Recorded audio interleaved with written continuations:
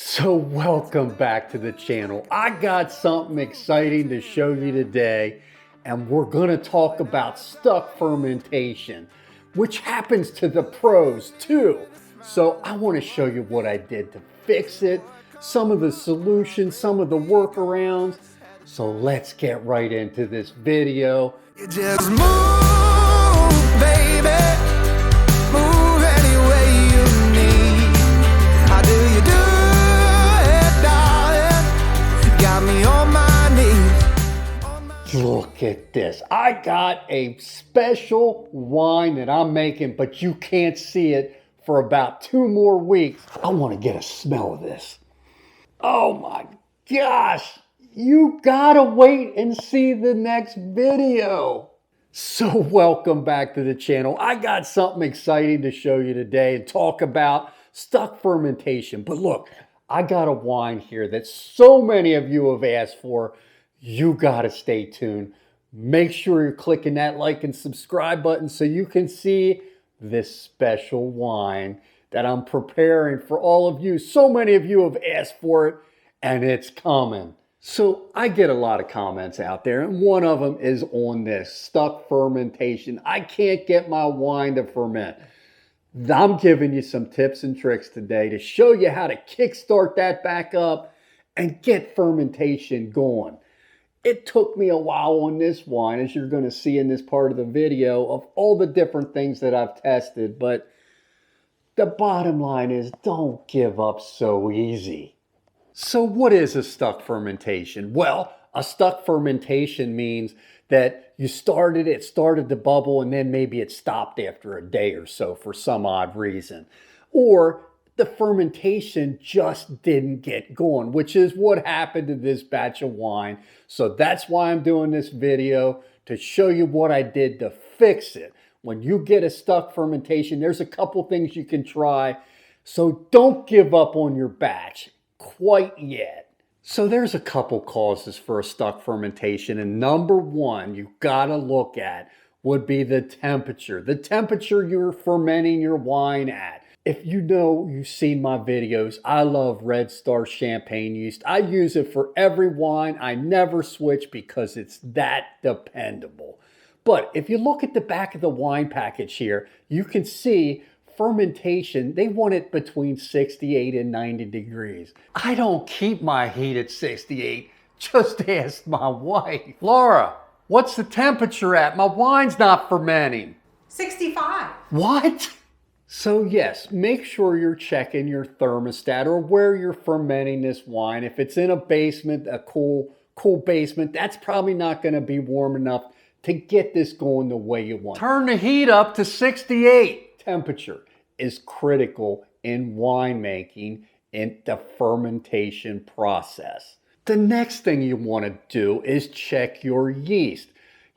Every yeast pack will have an expiration date. So the yeast that I use, it was good until 2024. So I knew the yeast was good. At least I thought so. What I did in this batch of wine, remember, a packet of yeast is good for like a 5 or 6 gallon batch. But if you have a smaller batch, you don't need to put all that in there. This is a 2 gallon bucket, and generally I'll use a half a pack or a little bit less. So then what I did is after 2 days, I still wasn't getting the foaming. You know, foaming is what you want to see in fermentation. That tells you that the yeast is working hard to convert sugar into alcohol. Very important. Oh my goodness, look at all that foam. This is what you want to see. Look at that. But after 2 days, my yeast wasn't doing anything. I said, all right, I'm going to try putting some yeast. If you look at the back of the yeast pack, it shows you how to pitch it in water, warm water, which I never do. I just put it in and it works every single time. But this case, I thought I'm going to try and pitch it in some water to see if I get foaming and if the yeast is any good. So that's what I did. I put the yeast in there. I saw it foaming after 15 minutes, so I knew my yeast was good. I put that in here. Fast forward 2 days later, and it was still not fermenting. So It doesn't seem like my yeast is the problem, but again, make sure you're checking the package on your yeast to make sure it's not expired or old.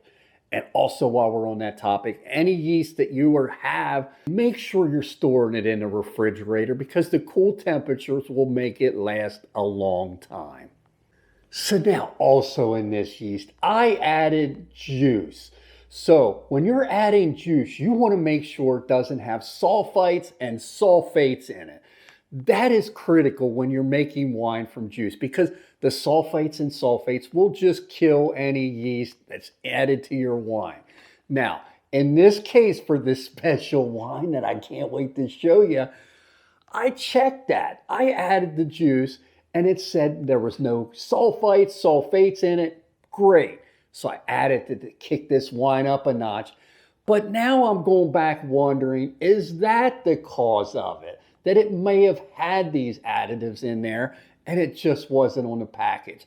I guess I'll never know, but that's the only thing I did different from this wine versus a lot of the other wines I've done with adding juices. Now you can see from this wine, it's getting close to being done. You can see the level's not here, so I know it's still working, but it's not bubbling like it was yesterday. So it's slowing down, it's getting ready to be done. But there's other things that could cause your stuck fermentation or your wine from not starting to ferment. One of them is the amount of yeast you're putting in, or if you're putting too much yeast in. One of the Red Star yeast packets I use, that's good for a 5 or 6 gallon batch. So I don't put that much into this 2-gallon bucket. It's either a half or a little bit less. Adding too much yeast or not enough yeast can cause problems with your fermentation as well. Now you also know when I'm making my wine, some of the additives I put in, and one of them is the yeast nutrient. Make sure you're using yeast nutrient. Yeast nutrient is just going to help your yeast because it's hungry. It needs to get a boost and be able to multiply in this thing. So yeast nutrient is a great way to add food for your yeast along with some of the oxygen we're going to add. Make sure you're watching that oxygen video I do because it shows you how in the very beginning fermentation needs oxygen to get the yeast to bloom. That's what we want. So oxygen can also be a critical issue in the fermentation stage. I can tell you, if I had this wine filled up to the top here and there's not much oxygen space in there, it'd be very little, that can cause issues. So that's why you want to stir this for the first 3 to 5 days. I'm stirring my yeast just to open the bucket and get some fresh oxygen in there. So where am I going with all this? Don't give up. I didn't get fermentation to kickstart in this, messing around with the temperature and the yeast for like a week, 7 to 10 days. So you got some time in there to figure it out. What caused it? Was it temperature? Was it bad yeast? In my case, and this is what I'm blaming it on, is the juice that I added to this. I still think it had some sulfites in it or sulfates. When I put that yeast in, I did it like 2 or 3 times. It just wouldn't kickstart. So I blame it on that juice. Maybe after a week, that kind of settled down at the bottom, those sulfites. Now, here's another thing it could be.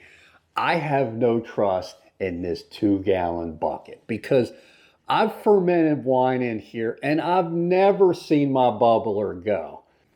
It could be the seal in this bucket's not sealed right or where the handle goes in. I think that's where my issue is.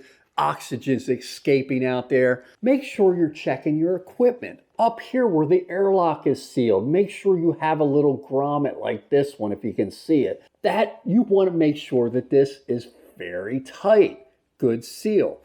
So make sure you're checking your equipment out. It's important too. Another tip here for you. The way I got this, it was sitting there, I'm at day 7, and I just took this bucket and swirled it a little bit. and it just started bubbling within the hour. Don't give up. It's probably something simple. Think through it, try these tips and tricks, and that's all I can say. I hope you get that fermentation started because winemaking's fun. You can't beat the taste of homemade wine. It's a great hobby. I'm going to say it one more time. I can't wait to show you this wine in the next week or so. And make sure you're hitting that subscribe button down below. It helps the channel out. You're not going to miss some of the great videos coming down on this channel that I got planned out. A lot of them I get from your comments and tips. And until next time, I hope you have some happy fermentation and happy active yeast to turn your fruit into wine.